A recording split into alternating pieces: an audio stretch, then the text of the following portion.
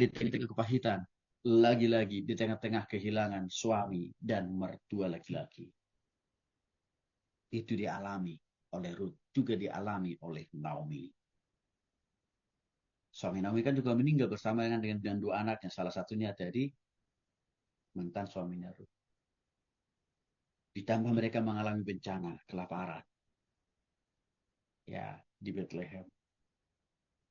Tetapi saudara yang dikasih oleh Tuhan Yesus Kristus, sekalipun masa-masa suram, masa-masa sulit itu datang, kalau kita tak memilih percaya, beriman seperti Ruth dan Naomi, maka di balik masa-masa suram, masa-masa sulit itu tetap Tuhan bekerja. Itu satu pengajaran yang penting kita pahami dan kita hidupi hari ini. Yang kedua, ketulusan dalam penderitaan. Rut pasal 1 ayat 20 sampai 21.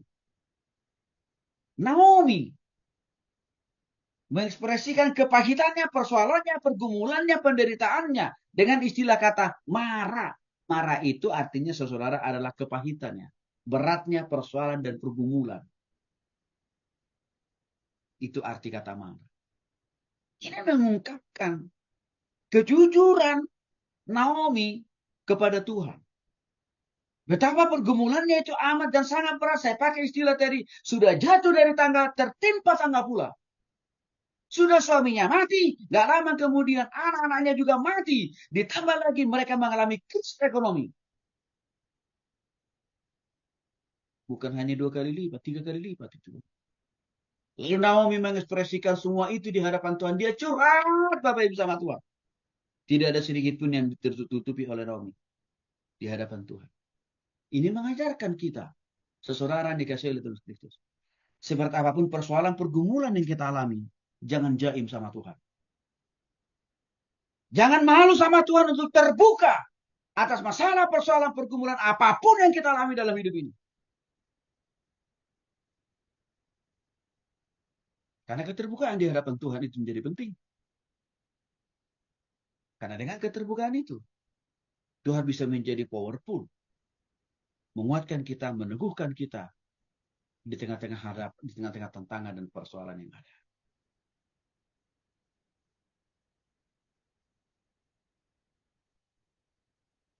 Itulah pengajaran teologis yang sangat penting kita paham. Bahkan Naomi, Bapak Ibu, hampir-hampir dia mau putus asa. Tapi sebelum dia mengambil keputusan putus asa, dia mencurahkan isi hati, pikiran, perasaannya di hadapan Tuhan. Dia menyampaikan ketidaksanggupannya, ketidakmampuannya menghadapi persoalan ini. Yang dari suaminya meninggal, 2 anaknya mati, mengalami krisis ekonomi. Bahkan kalau hanya yang tersisa siapa? Menantu, Ruth. Dan dia pun tahu, dia nggak punya hak lagi mengikat Ruth. Artinya Naomi paham, kemungkinan besar Ruth pun pasti meninggalkan dia. Tapi apa yang dipikirkan oleh Naomi berbeda dengan apa yang sudah dirancangkan oleh Tuhan. Karena kenapa? Ruth yang dia pikir dia pasti akan meninggalkan dia karena suaminya sudah mati. Dan dia juga tidak punya hak mengikat Ruth. Tapi Tuhan bekerja dalam hati Ruth. Engkau harus setia. Seperti nama yang aku berikan kepadamu, kata Tuhan. Setia.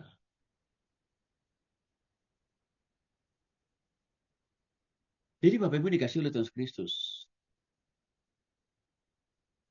Jangan terlalu cepat kita mengambil keputusan, yaitu keputusasaan. Jangan. Di tengah-tengah persoalan pergumulan yang kita alami hari ini, jangan. Lebih baik curhat sama Tuhan. Persoalan masih banyak orang Kristen Bapak Ibu. Belum curhat sama Tuhan, sudah mengambil keputusan sendiri. Yaitu apa? Putus asa. Caranya gimana? Bunuh diri. Jalannya, versinya banyak. Karena waktu kita masih terus berharap sama Tuhan, Tuhan masih bekerja dan berkarya. Yang ketiga, pasal 2 menjelaskan kepada kita anugerah dan pemeliharaan ilahi. Ini dapat kita lihat, ya, yang dipertemukan oleh Tuhan di ladangnya Boas. Pertemuan Rut dengan Boas itu bukan karena kebetulan. Maka saya pakai kata kebetulan di sini tanda kutip loh Bapak Ibu ya. Apa maksud saya kebetulan di sini? Pertemuan Rut dengan Boas itu ada dalam rancangan Tuhan. Ada dalam rencana Tuhan. Ada dalam jalan Tuhan. Untuk menyelamatkan Rut bersama dengan mertuanya Naomi.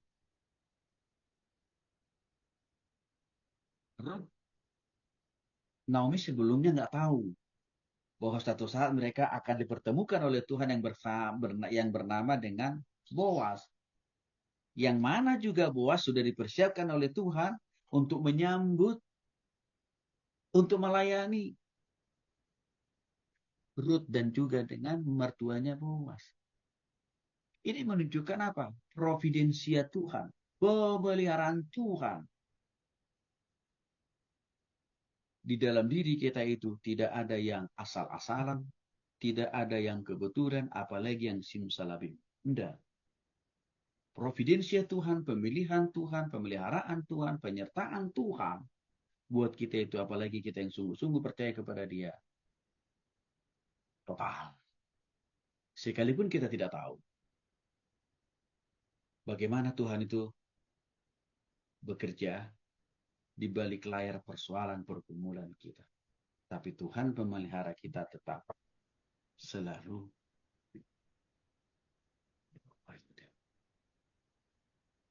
Di masa-masa sulit seperti hari ini, saya kira ini menjadi penting kita pahami. Bahwa pemeliharaan Tuhan itu tidak pernah berubah dari dulu, sekarang sampai selama-lamanya. Sekalipun banyak orang bertanya ke saya, Pak Tony, gimana pandangan Bapak tentang air bah jilid 2 yang sedang terjadi melanda Aceh sampai dengan Padang.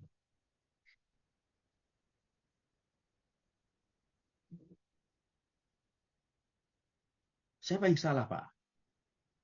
Dalam peristiwa itu, Tuhan kah? Atau jangan-jangan bulan Desember ini salah ini, Pak? Karena memang kalau kita lihat-lihat, saudara, kita ingat lagi tahun-tahun sebelumnya. Akhirnya bulan November, masuk ke bulan Desember, itu selalu saja kalau kita perhatikan secara historis ya. Kalau nggak gempa, tsunami. Kalau nggak banjir, longsor. Itu kan selalu menjadi peristiwa yang musim terjadi di akhir bulan November dan di awal bulan Desember. Maka ada orang bertanya, Pak Tony, atau jangan-jangan bulan Desember ini bulan yang haram, Pak?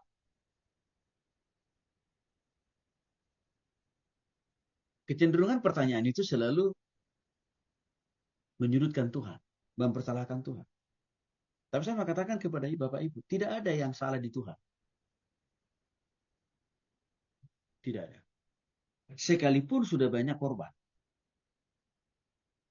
Sekalipun sudah hampir 1.000 saya kira hari ini. Yang mati. Belum lagi yang kehilangan rumah. Sawah, ladang, dan lain sebagainya.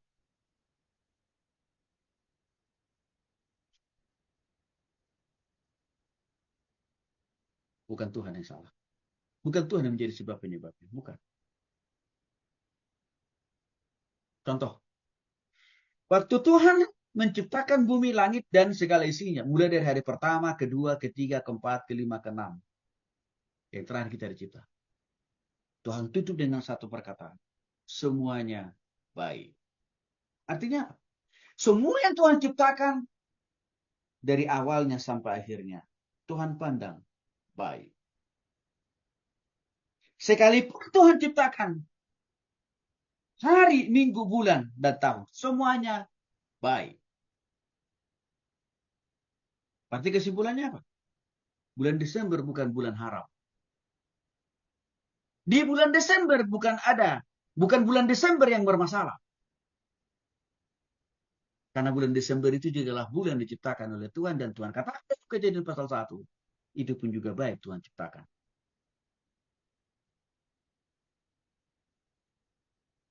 Sama gunung, air, tanah. Itu kan diciptakan Tuhan juga. Di Kejadian pasal 1. Tuhan dengan kata semuanya baik.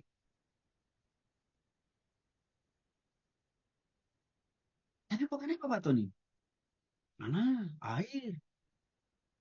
Hari-hari ini Justru mengubur orang.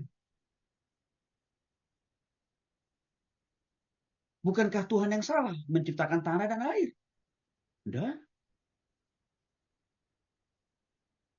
Yang salah siapa? Manusianya. Masih ingat Bapak Ibu? Masih kejadian pasal 1. Jadi kejadian pasal 1 cukup menjawab itu sendiri. Setelah Tuhan menciptakan bumi, langit, dan segala isinya, lalu Tuhan ciptakan yang tarik Adam dan Hawa. Ada peringatan yang Tuhan berikan kepada manusia itu di ayat yang 28 sampai dengan 30.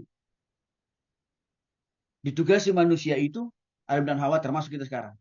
Rawat, jaga, jangan tebangi semua pohon-pohonnya, kata Tuhan kepada Adam dan Hawa. Itu sudah Tuhan ingatkan kok ribuan tahun yang lalu. Hai manusia yang sekarang, apa yang terjadi? Tidak melakukan firman itu. Bukannya merawat, tapi menghabisi, menyikat. Dan itu saya kira sangat jelas.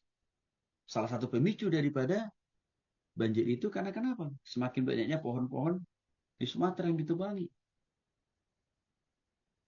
Sudah banyak masyarakat, orang-orang Sumatera berjuang supaya pemerintah menutup perusahaan-perusahaan yang mengunduli hutan-hutan di Sumatera. Tapi apa? Negara nggak berbuat apa-apa. Karena ada kepentingan pribadi. Maka Tuhan harus izinkan itu terjadi. Untuk apa? Tanda kutip, menghajar pemimpin republik ini. Karena dia nggak mau buka telinga.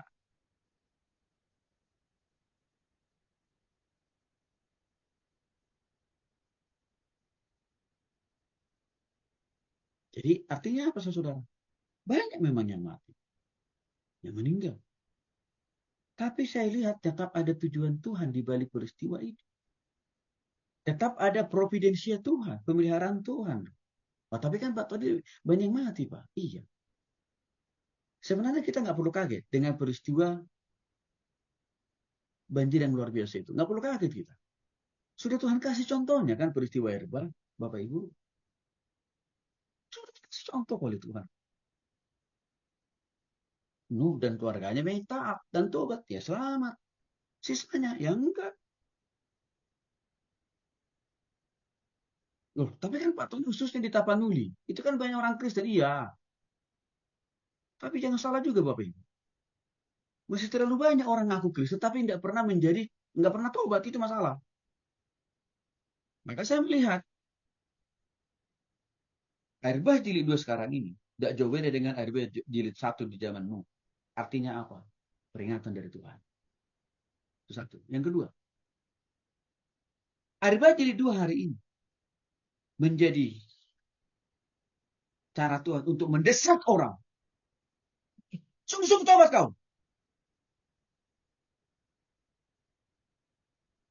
Itu cara Tuhan mendesak orang untuk sungguh-sungguh membuat kita bertobat. Termasuk bagi orang-orang Batak yang ngakunya Kristen dari kakek nenek moyang dan opung, tapi nggak tobat. Maka Tuhan desak mereka lewat bencana itu. Termasuk juga pemimpin negara ini juga sedang dipaksa Tuhan bertobat lewat peristiwa itu. Pemimpin negara ini juga sedang diperingatkan oleh Tuhan. Kau jangan hanya sibuk Palestina, Palestina. Tapi rakyatmu yang kau susahkan. Rakyatmu yang kau biarkan mati. Kasih bantuan pun seperti memberikan makan binatang. Kan itu kita lihat kan Bapak Ibu. Tapi kalau kasih bantuan ke Palestina, wah apik banget bungkusnya itu. Nggak ada berasnya yang kececer. Nggak ada Indominya yang kececer waktu dikirim ke Palestina. Tapi dikirim ke Tapanuli. Berasnya nyatu dengan tanah.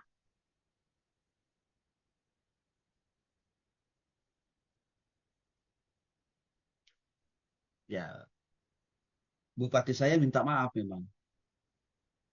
Nggak ada unsur kesengajaan. Tapi saya bilang, Pak Bupati saya lihat udah total kok. Udah total, udah bagus Pak Bupati. Tapi kritik kami bukan kepada Bapak, tapi kepada Presiden. Kan dia sudah kasih contoh, kasih bantuan yang benar ke Palestina. Kenapa? Contoh itu tidak dipakai untuk kasih bantuan ke orang-orang yang terkena bencana di Sumatera Utara. Yang notabene yang menjadikan dia jadi presiden. Bukan orang Palestina yang membuat dia jadi presiden.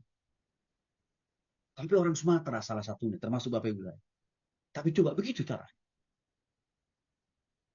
Sudah banyak yang mati. Nah, baru sibuk kasih bantuan. Tapi kalau negara lain, Palestina, lebih cepat dari kilat kasih bantuan ini. Bahkan mungkin kilat kalah. Teguran juga sebenarnya itu bagi pemimpin negeri. Bayangkan Bapak Ibu. Belum 1 tahun, hampir mau goyang kan dia dengan kerusuhan kemarin. Baru 1 tahun lewat. 1 bulan saya kira ini. Goyang lagi dia. Ini goyang sebenarnya dia. Karena apa? Bencana alam. Makanya dia berhati untuk menerapkan bencana nasional. Berhati kan dia. Karena kalau itu bencana nasionalnya itu udah layak jadi bencana nasional. Karena terjadi 3 provinsi loh. Yang meninggal udah lebih dari 1.000 orang kok. Tapi sampai sekarang dia masih enggan untuk menandatangani membuat kepres, keputusan presiden. Bencana nasional. Kenapa? Ada kepentingan. Dia nggak mau dianggap gagal sebagai presiden. Maka dia coba berkelit karena sinilah. Tapi bagi orang percaya, saya yakin masih ada kok orang-orang percaya di Sumatera. Yang sungguh-sungguh percaya loh Bapak ya, bukan percaya omong-omong. Yang sungguh-sungguh percaya, saya yakin itu. Maka Tuhan selamatkan mereka dari bencana. Saya yakin pula, walaupun tidak banyak, dari yang sekian dari ribuan orang yang meninggal itu, saya yakin pula ada yang masuk surga. Walaupun mereka harus meninggalkan dunia ini. Tapi rohnya diselamatkan Tuhan. Pindahkan ke surga. Pengakuan Abraham. Itu artinya apa? Di sana pun juga terjadi providensia Tuhan, pemeliharaan Tuhan, penyertaan Tuhan. Baik orang-orang percaya, diselamatkan Tuhan, rohnya dipindahkan ke surga. Orang-orang percaya masih tetap hidup, masih dipelihara oleh Tuhan. Bahkan kita dengar Bapak Ibu, 1 minggu nggak makan, nggak dapat makan dan minum, masih hidup loh. Maka doa kita Bapak Ibu, kepada saudara kita, di samping supaya Tuhan terus memelihara mereka, menjaga mereka, memberikan mereka kekuatan, kesehatan. Di samping kita berdoa supaya Tuhan terus memberikan kepekaan dan keproaktifan bagi pemimpin negeri ini untuk agresif memberikan bantuan. Tapi ada satu saya kira doa kita yang penting apa?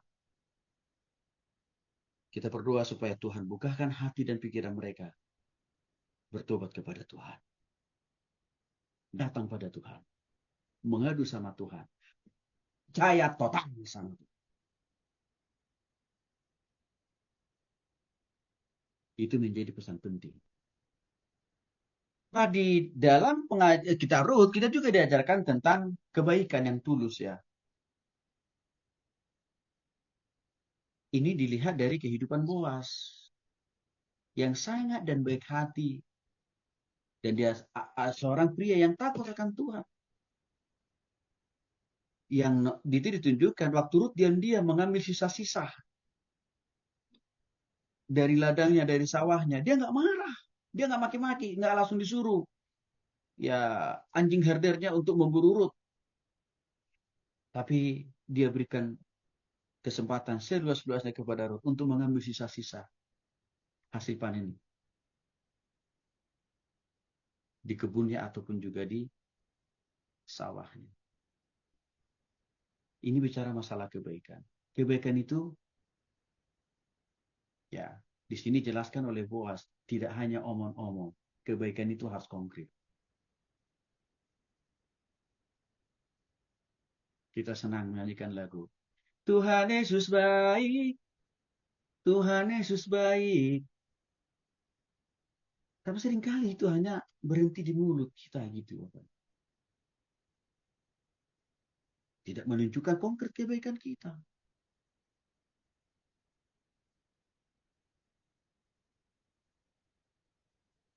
Kebaikan itu ditunjukkan bahwa secara konkret, secara real loh Bapak Ibu. Dengan apa? Itu tadi. Yang memperlakukan Ruth, memberikan kesempatan kepada Ruth, mengambil sisa-sisa dari apa yang diberikan. Bahkan bentuk konkret kebaikan Boas itu dilihat lagi apa? Dia mau loh menikahi Ruth yang notabene apa? Janda. Maaf, saya tidak ada motivasi untuk mendiskriminasikan status orang, bukan. Tapi saya menjelaskan aja. Boas tahu kan, dia masih lajang sebenarnya. Masih hak dia mendapatkan pilihan wanita yang bukan janda. Tapi dia memilih menikahi Ruth yang notabene janda. Ini menunjukkan apa? Kebaikan, ketulusan, dan bahkan integritas dia loh.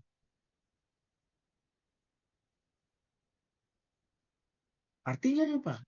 Perilaku Boas yang sangat baik, penuh dengan kebaikan, dan penuh dengan kejujuran atau integritas. Mengingatkan kita, kita punya contoh, kita punya teladan dari Boas.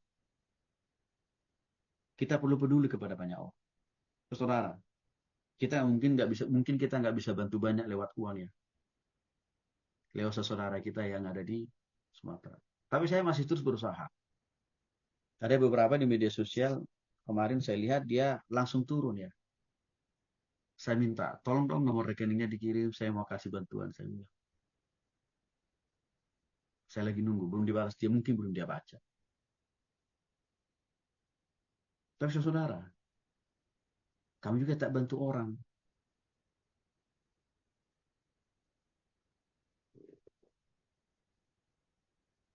Kami juga memberikan kebaikan kepada orang. Setiap Jumat kalau saya mau mengajar ke IPDN, saudara minimal 3 bungkus saya bawa di motor saya. Sumbako atau juga pakaian. Lalu di tengah jalan, saudara saya ketemu saudara kita, pemulung. Saya kasih. Kebaikan itu harus konkret dan tidak pilih-pilih. Saya katakan, saya masih berusaha. Ya, bagaimana caranya supaya kita bisa bantu saudara kita di Sumatera? Tapi saya nggak berdiam diri. Saya melihat ada saudara saya, ada saudara saya yang saya lihat tiap hari. Itu juga bisa saya bantu kok. Kepedulian sosial. Jadi Bapak Ibu, kalau Bapak Ibu punya saudara di sana, silakan. Kalau mau menyalurkan lewat mereka langsung silakan saja. Nah ini saya mau mendorong kita Bapak Ibu. Iya, kebaikan itu harus juga muncul dalam tindakan perilaku dan perbuatan. Yang berikutnya sebenarnya kita bisa melihat Tuhan begitu menghargai ketekunan dan kesetiaan. Itu sangat terlihat di dalam kerja keras yang dilakukan oleh Ruth dan ketekunan oleh Ruth. Sekalipun suaminya sudah meninggalkan dia, tapi dia tetap bekerja keras memenuhi kebutuhannya dan juga memenuhi kebutuhan mertuanya.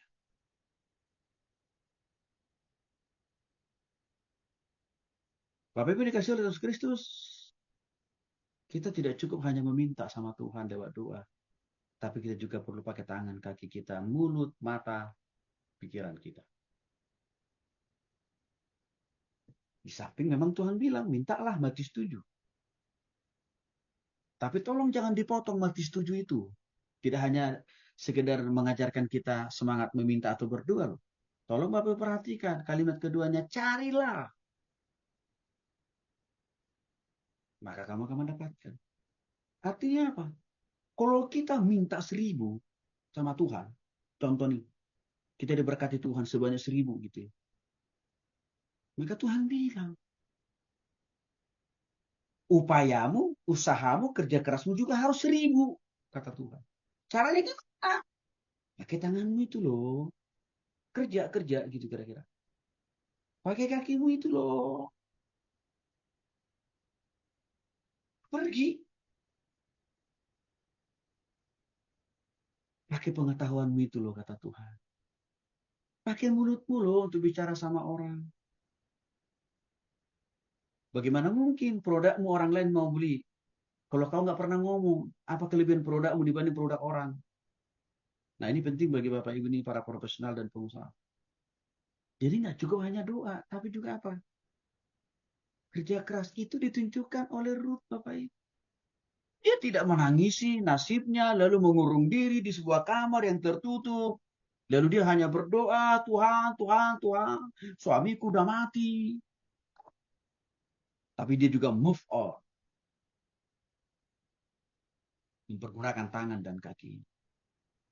Nah ini kan perlu banget nih pemahaman ini buat kita saudara. Karena ada sebagian orang Kristen yang saya kira keliru imannya, keliru pemahamannya. Karena Tuhan maha baik, Tuhan maha pendengar, Tuhan maha memberi. Nggak dipakai tangannya. Orang itu apa orang?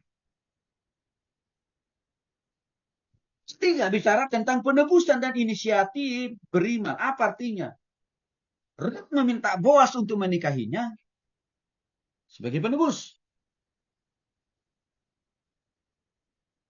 Dan Boas pun juga tidak jaga image. Tapi dia tetap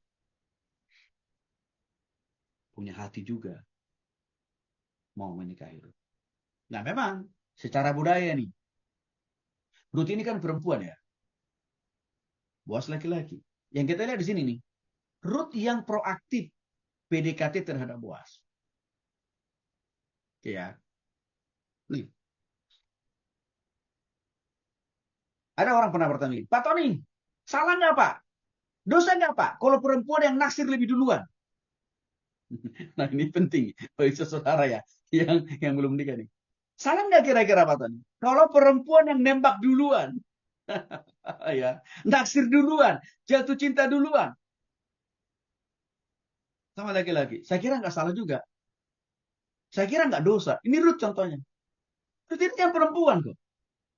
Ya memang janda. Tapi statusnya kan perempuan. Ya, nggak salah itu di hadapan Tuhan. Nggak dosa. Keagresifan Ruth.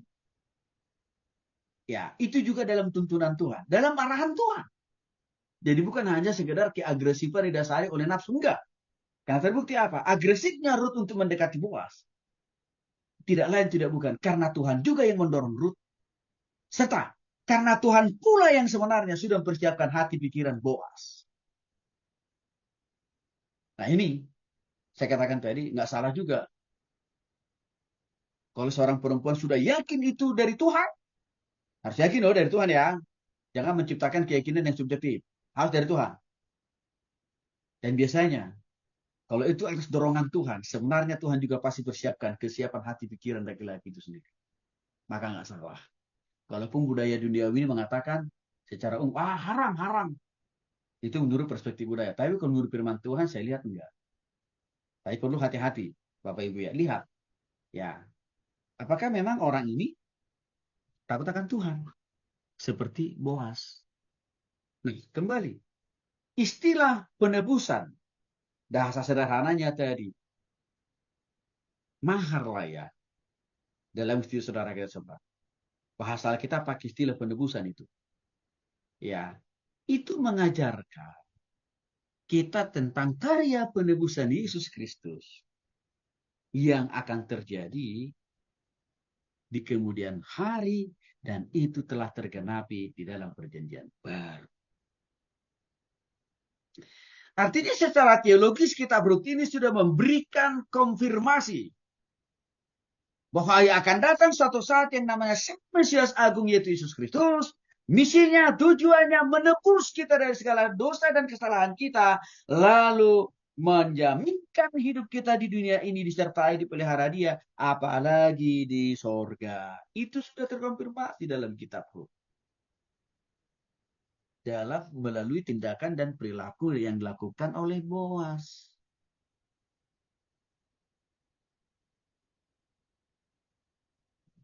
Pasal yang keempat. Berbicara tentang penggenapan rencana keselamatan Allah. Ini bisa kita lihat lebih jelas lagi ketaatan dalam ketaatan pada hukum dan keadilan. Contoh, Boas memastikan proses penebusan, saya pakai istilah penebusan tadi, bayar mahar lah kepada Naomi, kan kira-kira begitu ya. Sesuai dengan peraturan adat istiadat mereka saat itu. Itu menjadi sebuah lambang. Pengorbanan Yesus di kayu salib menggenapi total rencana, penggenapan rencana Allah. Ya, untuk apa? Mengampuni kita dari segala dosa dan kesalahan kita dan menjaminkan hidup kita masuk surga. Maka untuk itulah di dalam kitab-kitab yang lain kita menemukan Yesus sudah pengorbanan Yesus itu telah membayar total, melunasi total, bahkan menebus. Ya bahasa lainnya, kita dari belenggu dosa itu sendiri. Sehingga bagi kita sudah sungguh-sungguh bertobat kepada Yesus, tidak lagi ada di bawah hukuman, kuasa dosa atau pengendalian daripada iblis itu sendiri. Nah, di dalam bagian yang keempat ini juga dijelaskan pemulihan dan sukacita. Artinya Naomi mengalami kepahitan di pasal 1, ditinggalkan oleh suaminya, ditinggalkan oleh mertua ya. Belum lagi mengalami kesulitan secara ekonomi. Dipulihkan Tuhan. Duka cita, kesulitan, persoalan, pergumulan itu menjadi sukacita. Melalui apa? Pertemuannya dengan Boas. Dan dari pernikahan dia dengan Boas, melahirkan Obed. Dan Obed inilah yang menjadi kakeknya Daud. Saya melihat Bapak Ibu yang dikasih oleh Tuhan Yesus Kristus, dari semua kisah kasih di Alkitab, dalam perjalanan hidup melayani Tuhan selama sekian puluh tahun, seringkali saya lihat ya, Tuhan selalu lebih dahulu membentuk kita, memproses kita lewat masalah, persoalan, pergumulan, sakit penyakit. Lalu kita terus makin taat sama Tuhan. Lalu hasilnya apa? Berkat.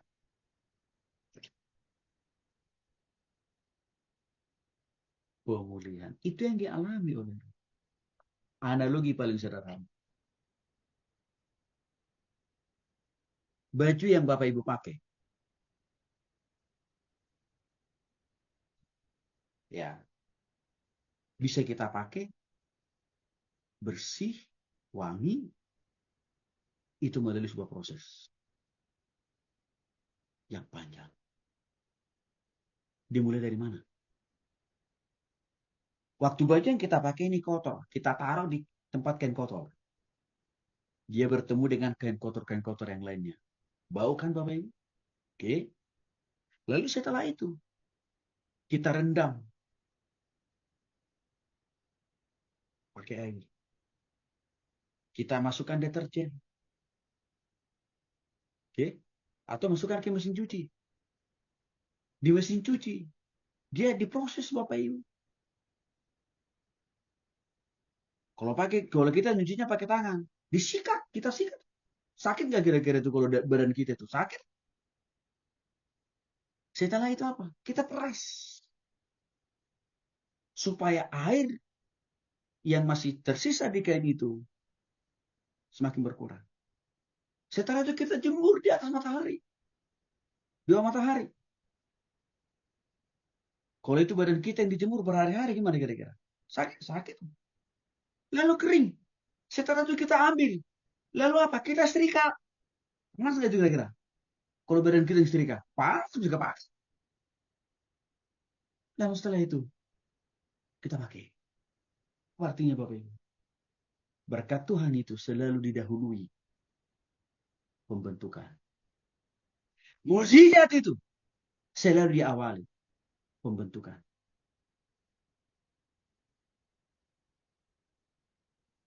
Maka itu masih katakan kan minggu lalu ya sama Pak Marino dan juga sama Pak Richon yang sedang mengalami pergumulan.